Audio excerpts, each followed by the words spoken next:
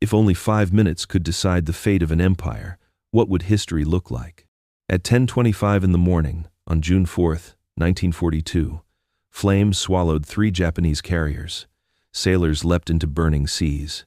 Just days earlier, Tokyo believed America was weak, slow, and broken. But in a small, windowless basement on Oahu, men with pencils and codebooks had cracked Japan's proudest secret. They knew Midway was the target. They knew the trap. And they were ready. Victory disease had blinded Japan, but clarity, courage, and sacrifice were about to rewrite the story of the war. That is how 5 minutes reshaped the world in the middle of WW2. In those months, Japan looked unstoppable. From Singapore to Burma, its flag flew high. Admiral Isoroku Yamamoto, architect of Pearl Harbor, warned his nation that America's factories could turn rivers into conveyor belts. Yet his words were drowned by triumph. Now, Japan prepared to strike Midway, a coral speck guarding the path to Hawaii. Tokyo saw it as a final blow to force peace on its terms. The United States saw it as a chance to fight back. The stage was set for the most decisive battle in the Pacific. In the spring of 1942, Japan stood at the height of its power. In just 6 months, its forces had conquered Singapore, swept through the Philippines, seized the Dutch East Indies, and pushed across Burma. To the outside world, the empire seemed invincible. Newspapers in Tokyo spoke of destiny. Generals and admirals convinced themselves that the tide of victory would never turn. Inside the Naval High Command, a dangerous idea took root. They called it victory disease. It was the arrogance of endless success, the habit of mistaking momentum for inevitability. Commanders such as Minoru Genda, the architect of Pearl Harbor, declared that the United States lacked the spirit to fight a long sea war. Critics who warned of danger were dismissed as weak. Dissent became a defect, not a warning. Admiral Isoroku Yamamoto, who had studied at Harvard and served in Washington, knew better. He had warned his superiors that he could run wild for 6 months, but after that, he had no confidence. By May, those 6 months were already over, yet the pressure inside Tokyo was feverish. Operations Chief Matome Ugaki and others pressed for one more decisive strike, one blow so crushing that America would be forced to negotiate. Midway, a small coral atoll in the Pacific, became the chosen target. In their minds, the plan was perfect. On paper, the enemy had only 2 carriers left. Yorktown, heavily damaged at the Coral Sea, was believed to be out for months. Japan saw only weakness. What it did not see was how quickly America could rise. Across the ocean, in a windowless basement at Pearl Harbor, a different kind of battle unfolded. The place was known as Station Hypo. Commander Joseph Rochefort and his small team lived among endless strips of intercepted messages, scribbled notes, and frequency charts. Their task was not glamorous, but it was decisive. They were piecing together fragments of Japan's naval code, JN-25. The Japanese believed their cipher was secure. But day by day, word by word, Hypo cracked enough to see the shape of an operation. Messages spoke of a target only referred to as AF. In Washington, some feared AF meant Hawaii, or even the West Coast. Rochefort disagreed. He was convinced AF meant Midway. He needed proof strong enough to silence every skeptic. His idea was simple and daring. Midway was instructed, over open radio, to report a failure in its desalination system, a shortage of fresh water. Days later, a Japanese message was intercepted. It reported that AF is short of water. That single phrase shattered the fog. AF was Midway. With the operation exposed, Admiral Chester Nimitz made his move. He ordered Enterprise and Hornet to sail, and rushed Yorktown out of dry dock after only 3 days of miraculous repairs. Carriers were sent to a square of ocean northeast of Midway, a place Nimitz named Point Luck. There, hidden from view, they would wait. Japan believed it was setting a trap. In truth, America had read the script and moved the stage. For the first time since Pearl Harbor, the United States would not only respond to an attack, it would lie in wait to strike first. Before dawn on June 4th, Vice Admiral Chuichi Nagumo gave the order. 4 carriers, Akagi, Kaga, Soryu, and Hiryu turned into the wind. 108 aircraft roared into the sky, bound for Midway. Their mission was simple: crush the island's air power, then prepare for invasion. At 6:30, bombs rained down on Midway's runways and fuel stores. Hangars burned, but the defenders fought back. Marine pilots in outdated fighters clawed into the sky, and anti-aircraft gunners filled the air with black bursts of fire. Midway was battered, but it did not die. The airfield still breathed. The strike leader radioed back a simple message: Midway requires another attack. That single report collided with Nagumo's carefully scripted plan.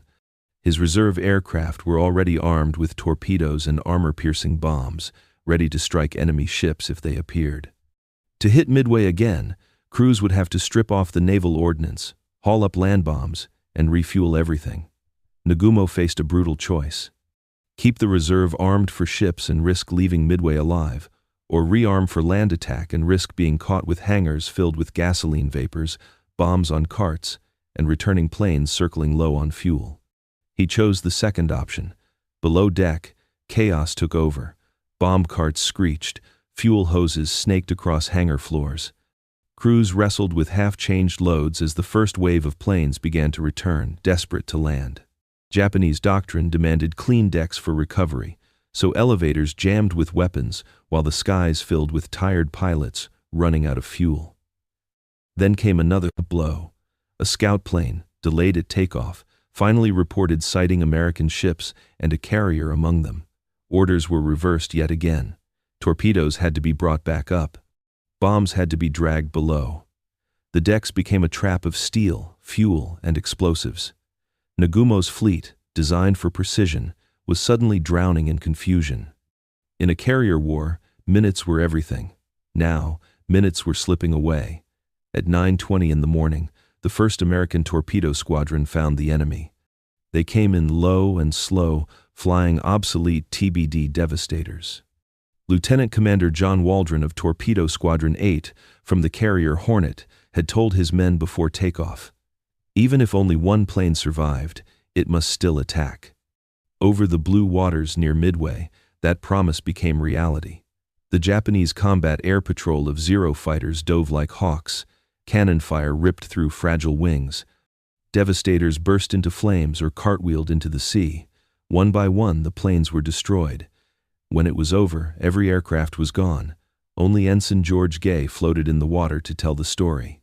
Soon after, torpedo squadrons from Enterprise and Yorktown arrived. They too pressed in against impossible odds. Anti-aircraft guns thundered.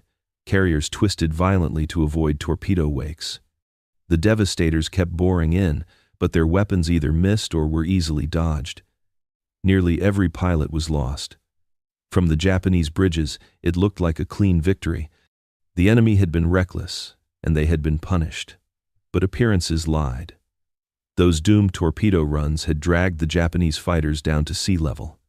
They had burned fuel, scattered into pursuit, and left the skies above thinly defended. It was a sacrifice measured not in hits, but in time. By pulling the Zeros down and forcing the carriers into evasive maneuvers, the torpedo squadrons had opened a window.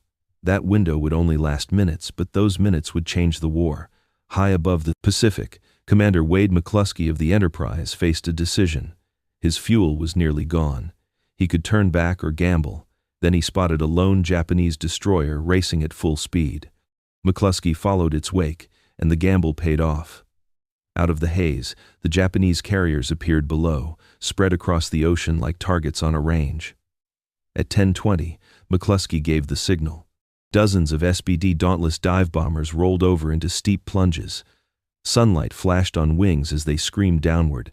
Below, the Japanese fleet was in disarray, fighters dragged low by torpedo attacks. Decks crowded with fueled and armed planes. Hangars crammed with bombs and gasoline vapors. Kaga was the first to suffer. Bombs smashed through her decks, erupting into firestorms that swept through aircraft lined wingtip to wingtip.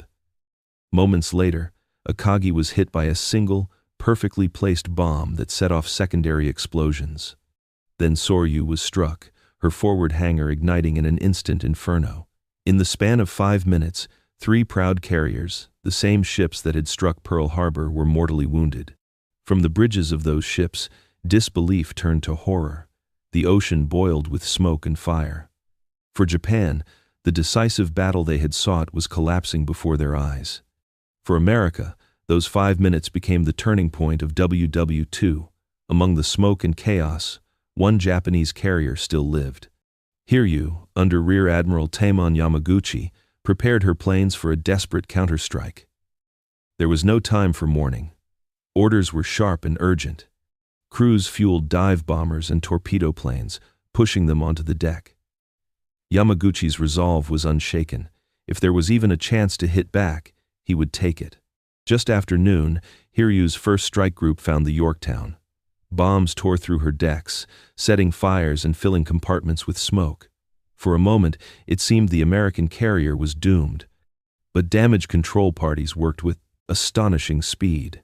Within an hour, Yorktown was steaming again, patched and fighting. Yamaguchi launched a second wave, this time torpedo planes. They broke through the American screen and struck true. 2 torpedoes slammed into Yorktown's side, flooding compartments and cutting her power. By late afternoon, the order was given to abandon ship.